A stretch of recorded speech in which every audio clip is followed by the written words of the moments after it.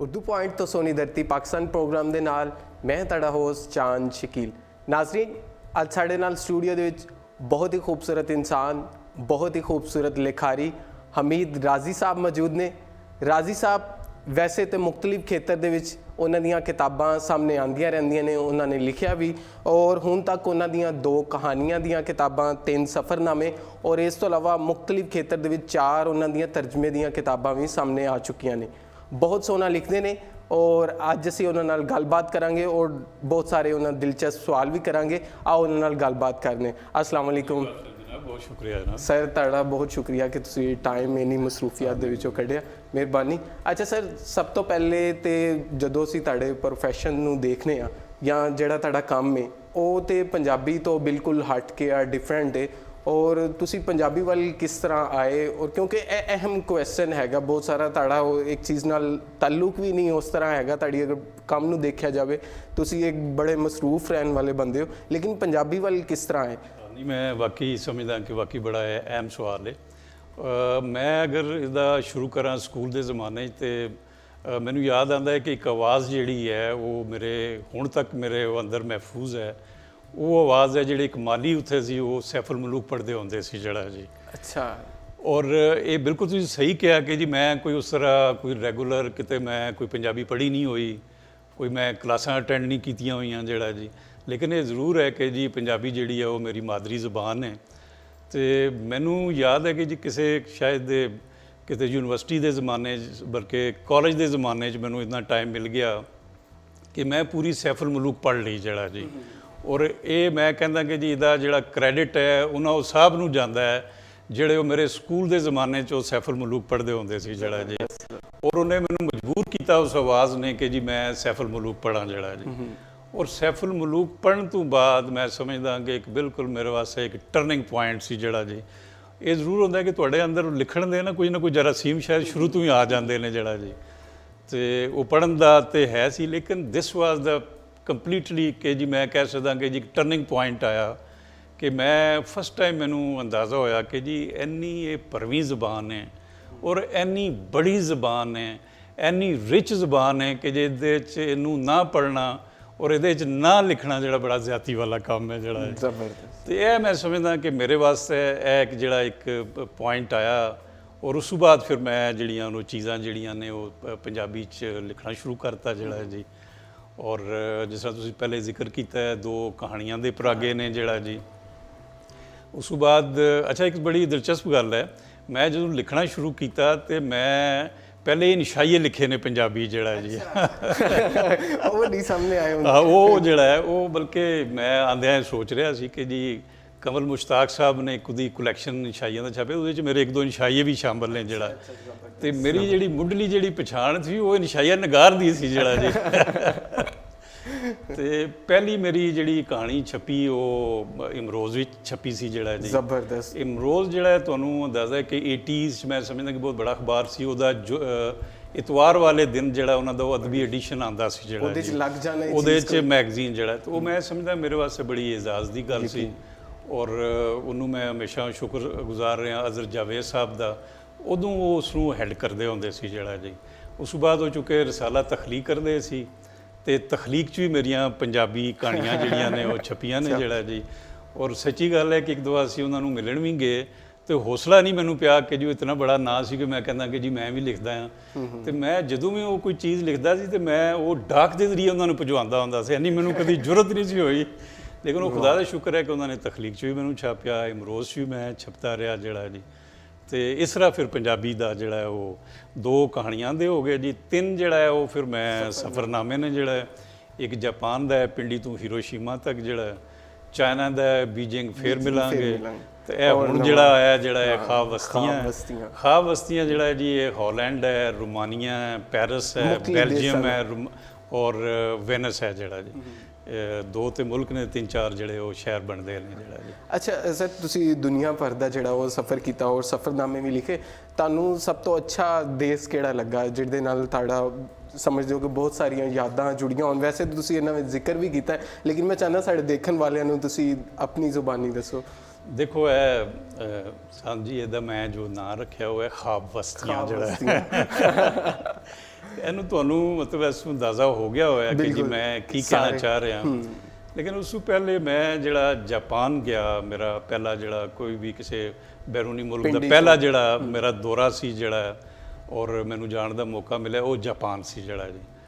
ਤੇ ਜਾਪਾਨ ਤੋਂ ਮੈਂ ਮਤਲਬ ਜਿਤਨਾ ਉਹ ਜ਼ਬਰਦਸਤ ਮੁਲਕ ਹੈ, ਇੰਡਸਟਰੀਅਲੀ ਜਿਤਨਾ ਉਹ ਐਡਵਾਂਸ ਹੈ, ਔਰ ਕੁਝ ਚੀਜ਼ਾਂ ਜਿਹੜੀਆਂ ਨੇ ਉਹ ਬਹੁਤ ਉਹਨਾਂ ਦੀਆਂ ਮੁਤਾਸਰ ਕਰਦੀਆਂ ਨੇ ਕਿ ਜੀ ਉਹ ਉਹਨਾਂ ਦੀ ਜਿਹੜੀ ਸੋਚ ਹੈ ਉਹ ਵਕਤ ਤੋਂ ਅੱਗੇ ਦੀ ਬਹੁਤ ਸੋਚ ਹੈ ਜਿਹੜਾ ਜੀ।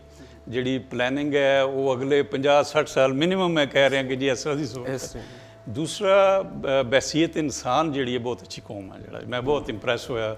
ਉਹ ਮੈਂ ਆਪਣੀ ਕਿਤਾਬ 'ਚ ਕਈ ਵਾਕਿਏ ਵੀ ਲਿਖੇ ਨੇ ਜਿਹੜਾ ਜੀ। ਤੋ ਇਸੇ ਤਰ੍ਹਾਂ ਹੈ ਜਿਹੜੀਆਂ ਬਾਕੀ ਮੈਂ ਖਾਬ ਬਸਤੀਆਂ ਜਿਹੜੀਆਂ ਮੈਂ ਤੁਹਾਡੇ ਸਾਹਮਣੇ ਰੱਖੀਆਂ ਨੇ ਜਿਹੜਾ ਜੀ, ਇਹ ਤੁਸੀਂ ਪੜ੍ਹੋਗੇ ਇਨਸ਼ਾਅੱਲਾ ਜਿਹੜਾ ਜੀ। ਤੋ ਹਰ ਕੌਮ ਜਿਹੜੀ ਹੈ ਉਹਦੀਆਂ ਆਪਣੀਆਂ ਖੂਬੀਆਂ ਨੇ ਜਿਹੜਾ ਜੀ, ਔਰ ਨੈਚੁਰਲੀ ਜਿਹੜਾ ਉਹ ਇਸ ਤਰ੍ਹਾਂ ਉਹ ਅੱਗੇ ਵੀ ਵੱਧ ਰਹੀਆਂ ਨੇ। ਉਹਨਾਂ ਨੂੰ ਜਿਸ ਤਰ੍ਹਾਂ ਉਹਨਾਂ ਦੀ ਆਈਡੀਓਲੋਜੀ ਹੈ, ਔਰ ਜੋ ਜਿਸ ਲਿਹਾਜ਼ ਨਾਲ ਉਹ ਇੰਡਸਟਰੀਅਲ ਔਰ ਇੰਡਸਟਰੀਲਾਈਜ਼ਡ ਉਹ ਹੁੰਦੇ ਜਾ ਰਹੇ ਨੇ ਜਿਹੜਾ ਜੀ, ਖੂਬੀਆਂ ਨੇ, ਮਸਾਇਲ ਨੇ, ਲੇਕਿਨ ਉਹਨਾਂ ਦੇ ਮਸਾਇਲ ਦੁਬਾਰਾ ਲੋਕ ਕਾਬੂ ਪਾਉਣ ਦੀ ਪੂਰੀ ਸਲਾਹੀਅਤ ਰੱਖਦੇ ਨੇ। ਚਾਈਨਾ ਦਾ ਨਾ ਜ਼ਿਕਰ ਕਰਨਾ ਵੀ ਜ਼ਿਆਦਤੀ ਹੋਏਗੀ, ਕਿਉਂਕਿ ਮੈਂ ਬੀਜਿੰਗ ਫੇਅਰ ਮਿਲਾਂਗੇ। ਮੈਨੂੰ ਦੋਸਤਾਂ ਨੇ ਬੜਾ ਪੁੱਛਿਆ ਕਿ ਜੀ ਤੁਸੀਂ ਨਾਂ ਕਿਉਂ ਰੱਖਿਆ ਜਿਹੜਾ ਜੀ ਇੱਥੇ, ਮਤਲਬ ਬੀਜਿੰਗ ਫੇਅਰ ਮਿਲਾਂਗੇ, ਤੁਹਾਨੂੰ ਪਤਾ ਸੀ?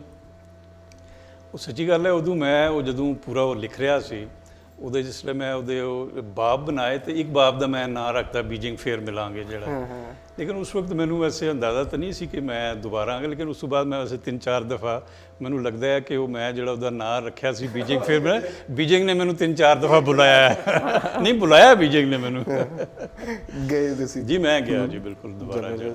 ਅੱਛਾ ਸਰ, ਸਵਾਲ ਹੈ ਪੈਦਾ ਹੁੰਦਾ ਹੈ ਕਿ ਬਹੁਤ ਸਾਰੇ ਲੋਕ ਕਹਿੰਦੇ ਨੇ ਤਖਲੀਕਕਾਰ ਜਿਹੜਾ ਨਾ ਜਦੋਂ ਆਪਣੀ ਤਖਲੀਕ ਸ਼ੁਰੂ ਕਰਦਾ ਹੈ ਜਾਂ ਲਿਖਣ ਦਾ ਸਫ਼ਰ ਸ਼ੁਰੂ ਕਰਦਾ ਹੈ, ਉਹ ਆਪਣੀ ਸ਼ਾਇਰੀ ਤੋਂ ਪਹਿਲੇ ਸ਼ੇਰ ਕਹਿੰਦਾ ਹੈ, ਥੋੜੇ ਬਹੁਤ ਲਫ਼ਜ਼ਾਂ ਨੂੰ ਜੋੜਦਾ ਹੈ। ਔਰ ਤੁਸੀਂ ਤੇ ਸ਼ਾਇਰੀ ਕਿਉਂ ਨਹੀਂ ਕੀਤੀ ਜਦ ਕਿ ਕਹਾਣੀ ਲਿਖੀ? ਔਰ ਬਹੁਤ ਸਾਰੇ ਚੁੱਕੇ ਖਿਆਲ ਹੈ ਲੋਕਾਂ ਦਾ। ਨਹੀਂ, ਮੈਨੂੰ ਦੱਸਣ ਦਿਓ, ਮੈਨੂੰ ਵੀ ਸ਼ੁਰੂ 'ਚ ਬਿਮਾਰੀ ਲੱਗੀ ਸੀ। ਮਾਦਤ ਨਾਲ ਬੜੇ ਅੱਛੇ ਦੋਸਤ ਸ਼ਾਇਰ ਨੇ, ਬੜਾ ਅੱਛਾ ਲਿਖਦੇ ਨੇ ਜਿਹੜਾ, ਐਸੀ ਮੈਂ ਚੁੱਕੇ ਜੁਮਲਾ ਹੀ ਕਹਿ ਦਿੱਤਾ ਜਿਹੜਾ। ਤੇ ਔਰ ਉਹਦਾ ਕੋਈ ਮੈਂ ਸਮਝਦਾ ਕਿ ਸ਼ਾਇਦ ਕਿਸੇ ਮੌਕੇ 'ਤੇ ਮੈਂ ਕੋਈ ਉਹ ਨਜ਼ਮਾਂ ਦਾ ਛਪਦੀਆਂ ਰਹੀਆਂ, ਔਰ ਉਹਦੇ 'ਚ ਸਵੇਰ ਛਪਦੀਆਂ ਰਹੀਆਂ, ਬਾਕੀ ਜਿਹੜੇ ਮੈਗਜ਼ੀਨ ਨੇ, ਲਹਿਰਾਂ ਸਭ ਜੋ ਨਜ਼ਮਾਂ ਛਪਦੀਆਂ ਨੇ। ਲੇਕਿਨ ਮੈਂ ਕੋਈ ਪਿਛਲੇ ਮੇਰਾ ਖਿਆਲ ਹੈ 20 ਕੁ ਸਾਲ ਹੋ ਗਏ ਨੇ ਮੈਂ ਸ਼ਾਇਰੀ ਜਿਹੜਾ, ਔਰ ਮੈਂ ਤੋਬਾ ਤਾਇਬ ਕਰ ਲਈ ਹੋਈ ਹੈ।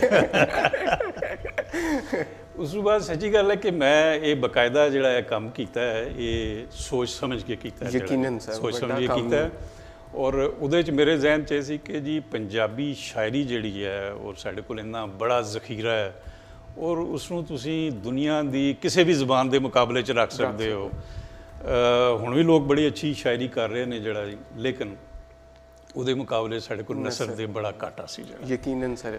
ਔਰ ਮੈਂ ਇਹ ਸੋਚ ਕੇ ਜਿਹੜਾ ਉਹ ਨਸਰ ਵੱਲ ਆਇਆ ਜਿਹੜਾ ਜੀ। ਨਸਰ ਤੋਂ ਬਾਅਦ ਫਿਰ ਜਦੋਂ ਮੈਂ ਲਿਖਣਾ ਸ਼ੁਰੂ ਕੀਤਾ ਤੇ ਮੇਰਾ ਟਾਰਗੇਟ ਸੀ ਕਿ ਜੀ ਮੈਂ ਕੋਈ ਤਰਜਮੇ ਕਰਾਂ ਜਿਹੜਾ ਜੀ। ਉਹ ਮੈਨੂੰ ਅਹਿਸਾਸ ਹੋਇਆ ਕਿ ਜੀ ਇੱਕ ਐਸਾ ਏਰੀਆ ਹੈ ਜਿੱਥੇ ਬਹੁਤ ਕੰਮ ਦੀ ਲੋੜ ਹੈ ਜਿਹੜਾ ਜੀ। ਪਹਿਲਾ ਜਿਹੜਾ ਮੈਂ ਕੀਤਾ ਜਿਹੜਾ ਜੀ, ਉਹ ਬੜਾ ਮੈਂ ਸਮਝਦਾ ਕਿ ਪੰਜਾਬੀ ਦੇ ਲਿਹਾਜ਼ ਨਾਲ ਡਿਫਰੈਂਟ ਕੰਮ ਸੀ। ਜਿਹੜਾ ਕਿਤਾਬ ਮੇਰੀ ਆ 21ਵੀਂ ਸਦੀ ਦੇ ਬੂਹੇ, ਔਰ 1999 'ਚ ਆਈ ਜਿਹੜਾ ਜੀ, ਦਾਇਰ ਨਵੀਂ ਸਦੀ ਆ ਰਹੀ ਸੀ, ਤਾਂ ਮੈਂ ਨਾਂ ਹੀ ਰੱਖਿਆ 21ਵੀਂ ਸਦੀ ਦੇ ਬੂਹੇ। ਇਹ ਉਹ ਚੀਜ਼ਾਂ ਨੇ, ਇਹਦੇ 'ਚੋਂ ਮਜ਼ਮੂਨ ਮੈਂ ਤਰਜਮਾ ਕੀਤੇ ਜਿਹੜੇ 80s 90s ਜਿਹੜੇ ਨੇ, ਪੂਰੀ ਵੈਸਟ ਦੀ ਬੜੀ ਇੱਕ ਤਰ੍ਹਾਂ ਦੀ ਗਾਲਿਬ ਸੋਚ ਸੀ ਜਿਹੜਾ ਜੀ। ਉਹਦੇ ਜਿਹੜੇ ਉਹ ਲਿਖਣ ਵਾਲੇ ਸੀ, ਐਲਵਨ ਟੋਫਲਰ ਸੀ, ਪਾਲ ਕੈਨੇਡੀ ਸੀ, ਔਰ ਸਾਡੇ ਜਿਹੜੇ ਬਰੀਫ ਹਿਸਟਰੀ ਆਫ ਟਾਈਮ ਵਾਲੇ, ਉਹਨਾਂ ਦੇ ਕੋਈ ਮਜ਼ਮੂਨ ਜਿਹੜਾ ਇਸ ਤਰ੍ਹਾਂ ਮੈਂ ਕੋਈ 10-12 ਮਜ਼ਮੂਨ ਜਿਹੜਾ ਹੈ ਉਹਦੇ 'ਚ ਕਲੈਕਸ਼ਨ ਕਰਕੇ ਡਿਫਰੈਂਟ ਬੁੱਕਸ ਤੋਂ ਜਿਹੜਾ ਜੀ ਉਹ ਮੈਂ ਕੀਤਾ ਜਿਹੜਾ ਜੀ। ਔਰ ਉਹਦੇ 'ਚ ਇੱਕ ਮਜ਼ਮੂਨ ਜਿਹੜਾ ਉਹ ਮੈਂ ਉਹਦਾ ਹਵਾਲਾ ਦੇਣਾ ਜ਼ਰੂਰ ਚਾਹਾਂਗਾ, ਉਹ ਮੇਰੇ ਵਾਸਤੇ ਇਜਾਜ਼ ਦੀ ਗੱਲ ਹੈ। ਉਹ ਮੈਨੂੰ ਭੇਜਿਆ ਸੀ ਪ੍ਰੋਫੈਸਰ ਆਸਿਫ ਖਾਨ ਸਾਹਿਬ ਨੇ, ਔਰ ਉਹ ਮਜ਼ਮੂਨ ਸੀ death of a mother tongue. ਉਹ ਕਿਤੇ ਅੰਗਰੇਜ਼ੀ 'ਚ ਕਿਸੇ ਉਹਨਾਂ ਨੇ ਮੈਨੂੰ ਭੇਜਿਆ ਜਿਹੜਾ ਜੀ, ਤੇ ਉਹਦਾ ਉਹ ਮਾਂ ਬੋਲੀ ਦੀ ਮੌਤ ਦੇ ਨਾਂ ਨਾਲ ਉੱਥੇ ਜਿਹੜਾ ਉਹਦੇ 'ਚ ਉਹ ਤਰਜਮਾ ਹੋਇਆ ਜਿਹੜਾ। ਔਰ ਉਸ ਪੰਜਾਬੀ ਤਰਜਮੇ ਤੋਂ ਫਿਰ ਉਰਦੂ 'ਚ ਵੀ ਤਰਜਮਾ ਹੋਇਆ ਜਿਹੜਾ ਜੀ, ਔਰ ਬਲੋਚੀ 'ਚ ਵੀ ਹੋਇਆ ਜਿਹੜਾ ਜੀ। ਤੇ ਮੈਂ ਸਮਝਦਾ ਉਸ ਪੰਜਾਬੀ ਤਰਜਮੇ ਤੋਂ ਜਿਹੜਾ ਜੀ ਜ਼ਬਰਦਸਤ, ਤੇ ਮੈਂ ਸਮਝਦਾ ਕਿ ਉਹ ਪੰਜਾਬੀ ਦੇ ਲਿਹਾਜ਼ ਨਾਲ ਇੱਕ ਡਿਫਰੈਂਟ ਕਿਤਾਬ ਸੀ ਜਿਹੜਾ ਜੀ। ਉਸ ਤੋਂ ਬਾਅਦ ਜਿਹੜਾ ਮੈਂ ਅਫਰੀਕਨ ਸ਼ਾਰਟ ਸਟੋਰੀਜ਼ ਦਾ ਜਿਹੜਾ ਤਰਜਮਾ ਕੀਤਾ ਜਿਹੜਾ ਜੀ, ਡਿਫਰੈਂਟ ਕੰਟਰੀਜ਼ ਨੇ ਉਹਨਾਂ ਦਾ ਜਿਹੜਾ ਜੀ ਉਹ ਫਿਰ ਮੈਂ ਥੋੜ੍ਹਾ ਜਿਹਾ ਇਹ ਵੀ ਦੇਖਦਾ ਕਿ ਤਰਜਮੇ ਮੈਂ ਉਹ ਕਰਾਂ ਜਿਨ੍ਹਾਂ ਦੇ ਸਾਡੀ ਗੁਆਂਢੀ ਜ਼ਬਾਨਾਂ 'ਚ ਕੋਈ ਤਰਜਮਾ ਨਾ ਹੋਇਆ ਹੋਵੇ ਜਿਹੜਾ ਠੀਕ ਹੈ ਨਾ ਡਾਇਰੈਕਟ ਜਿਹੜਾ ਹੈ ਜੀ ਉਹ ਯਕੀਨ ਮੈਂ ਕਰਦਾ ਤੇ ਅੰਗਰੇਜ਼ੀ 'ਚੋਂ ਆ ਬਾਕੀ ਤੇ ਇਸ ਤਰ੍ਹਾਂ ਨਜੀਬ ਮਹਿਫੂਜ਼ ਦੇ ਨਾਵਲ ਦਾ ਸੀ ਉਹ ਮੈਂ ਅੱਗੇ ਪਿੱਛੇ ਚੈੱਕ ਕੀਤਾ ਕਿ ਜੀ ਨਹੀਂ ਹੈ ਉਹ ਪੰਜਾਬੀ 'ਚ ਮੇਰਾ ਹੈ ਆਈ ਐਮ ਸ਼ੋਰ ਕਿ ਉਹ ਪੰਜਾਬੀ 'ਚ ਉਹਨਾਂ ਦੇ ਨਾਵਲ ਦਾ ਪਹਿਲੀ ਦਫਾ ਉਹ ਤਰਜਮਾ ਹੋਇਆ ਜਿਹੜਾ ਜੀ ਇਸੇ ਤਰ੍ਹਾਂ ਅਫਰੀਕਨ ਸ਼ਾਰਟ ਸਟੋਰੀਜ਼ ਦੇ ਕੁਛ ਆਏ ਹੋਰ ਜਿਹੜਾ ਜੀ ਲੇਕਿਨ ਉਹ ਜਿਨ੍ਹਾਂ ਮੁਲਕਾਂ ਦੀ ਮੈਂ ਚੋਣ ਕੀਤੀ ਹੈ ਜਿਨ੍ਹਾਂ ਕਹਾਣੀਆਂ ਦੀ ਚੋਣ ਕੀਤੀ ਉਹ ਡਿਫਰੈਂਟ ਸੀ ਜਿਹੜਾ ਜੀ ਯਕੀਨਨ ਇੱਕ ਮੈਂ ਤਰਜਮਾ ਉਰਦੂ ਦਾ ਵੀ ਮੇਰੇ ਖਿਆਲ ਉਹ ਵੀ ਮੈਂ ਦੱਸ ਦਿੰਦਾ ਹਾਂ ਉਹ ਵੀ ਬਹੁਤ ਬੜਾ ਨਾਂ ਹੈ ਮਿਲਾਨ ਕੁੰਦੇਰਾ ਦਾ ਜਿਹੜਾ ਜੀ ਉਹਨਾਂ ਦਾ ਨਾਵਲ ਸੀ ਇਗਨੋਰੈਂਸ ਉਹਦਾ ਮੈਂ ਤਰਜਮਾ ਮੁਰਾਜਤ ਦੇ ਨਾਂ ਤੋਂ ਜਿਹੜਾ ਉਹ ਕੀਤਾ ਜਿਹੜਾ ਜੀ ਜ਼ਬਰਦਸਤ ਇਹ ਕੋਈ 9 ਕਿਤਾਬਾਂ ਨੇ 10ਵੀਂ ਜਿਹੜੀ ਮੇਰੀ ਕਿਤਾਬ ਹੈ ਉਹ ਇਨਸ਼ਾਅੱਲਾ ਉਹ ਵੀ ਅਗੇਨ ਇੱਕ ਨਾਵਲ ਦਾ ਤਰਜਮਾ ਹੈ ਔਰ ਪੇਰੋ ਦੇ ਇੱਕ ਰਾਈਟਰ ਨੇ ਮਾਰੀਓ ਵਰਗਾਸ ਯੂਸਾ ਜੀ ਉਹਨਾਂ ਦੇ ਨਾਵਲ ਦਾ ਉਹ ਤਰਜਮਾ ਹੈ ਤਰਜਮਾ ਮੈਂ ਉਹ ਕਰ ਲਿਆ ਹੈ ਤੇ ਮੈਨੂੰ ਉਮੀਦ ਹੈ ਕਿ ਇਨਸ਼ਾਅੱਲਾ ਉਹ ਇਸ ਸਾਲ ਜਿਹੜਾ ਉਹ ਛਪ ਜਾਏਗਾ ਜਿਹੜਾ ਇਨਸ਼ਾਅੱਲਾ ਅੱਛਾ ਸਰ ਜਿਸ ਤਰ੍ਹਾਂ ਕਿ ਤੁਹਾਡਾ ਇੱਕ ਤਾਲੁਕ ਹੈ ਨਸਰ ਦੇ ਨਾਲ ਹੈ 2 ਕਹਾਣੀ ਦੀਆਂ ਕਿਤਾਬਾਂ ਵੀ ਸਫ਼ਰਨਾਮੇ ਵੀ ਔਰ ਤੁਸੀਂ ਨਾਵਲ ਹੁਣ ਤੱਕ ਨਹੀਂ ਲਿਖਿਆ ਕਿਉਂਕਿ ਖੇਤਰ ਇੱਕ ਹੀ ਹੈ ਕੁਐਸਚਨ ਤੇ ਹੁੰਦਾ ਹੈ ਜਾਂ ਲਿਖ ਰਹੇ ਹੋ ਜਾਂ ਕਿ ਕਿਉਂ ਨਹੀਂ ਹੁਣ ਤੱਕ ਨਾਵਲ ਇਸ ਪਾਸੇ ਨਹੀਂ ਮੈਂ ਸਮਝਦਾ ਕਿ ਬੜਾ ਇੰਪੋਰਟੈਂਟ ਕੁਐਸਚਨ ਹੈ ਵੀ ਜਿਹੜਾ ਔਰ ਸੱਚੀ ਗੱਲ ਹੈ ਮੇਰੇ ਅੰਦਰ ਖਾਹਿਸ਼ ਵੀ ਹੈ ਕਿ ਮੈਂ ਨਾਵਲ ਲਿਖਣਾ ਹੈ ਜਿਹੜਾ ਜ਼ਬਰਦਸਤ ਜਿਸ ਤਰ੍ਹਾਂ ਤੁਸੀਂ ਪੁੱਛਿਆ ਬਾਕੀ ਦੋਸਤ ਸਹਿਬਾਬ ਵੀ ਪੁੱਛਦੇ ਨਹੀਂ ਉਹ ਜ਼ੋਰ ਦਿੰਦੇ ਨੇ ਕਿ ਜੀ ਤੁਹਾਨੂੰ ਲਿਖਣਾ ਚਾਹੀਦਾ ਜਿਹੜਾ ਲੇਕਿਨ ਸੱਚੀ ਗੱਲ ਹੈ ਮੇਰੇ ਅੰਦਰ ਥੋੜ੍ਹਾ ਜਿਹਾ ਇੱਕ ਫੀਅਰ ਜ਼ਰੂਰ ਹੈ ਲਿਖਣ ਦਾ ਜਿਹੜਾ ਨਾ ਨਾਵਲ ਲਿਖਣ ਦਾ ਕਿ ਜੀ ਤੁਸੀਂ ਕੰਮ ਕਰਦੇ ਹੋ ਔਰ ਤੁਹਾਡਾ ਇੱਕ ਚੰਗਾ ਪੈੜਾ ਕੰਮ ਜੈਸਾ ਵੀ ਹੈ ਉਹ ਆ ਗਿਆ ਹੋਇਆ ਉਸ ਤੋਂ ਬਾਅਦ ਨਾਵਲ ਜਿਹੜਾ ਫਿਰ ਨੈਚੁਰਲੀ ਫਿਰ ਇਸ ਲੈਵਲ ਦਾ ਆਇਆ ਕਿ ਜੀ ਤੁਹਾਡਾ ਤੁਸੀਂ ਪਿੱਛੇ ਨਾ ਜਾਓ ਤੁਸੀਂ ਥੋੜਾ ਅੱਗੇ ਜਾਓ ਜਿਹੜਾ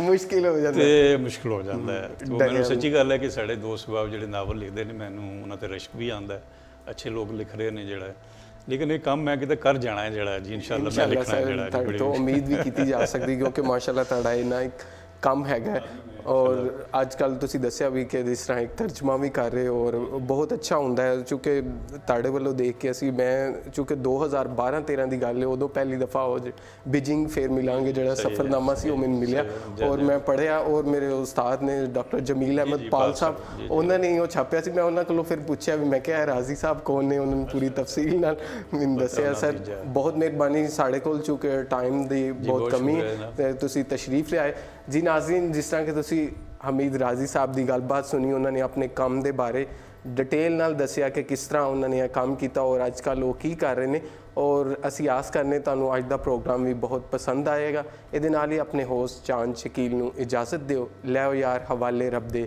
ਮੇਲੇ 4 ਦਿਨਾਂ ਦੇ ਉਸ ਦਿਨ ਈਦ ਮੁਬਾਰਕ ਹੋਸੀ ਜਿਸ ਦਿਨ ਫੇਰ ਮਿਲਾਂਗੇ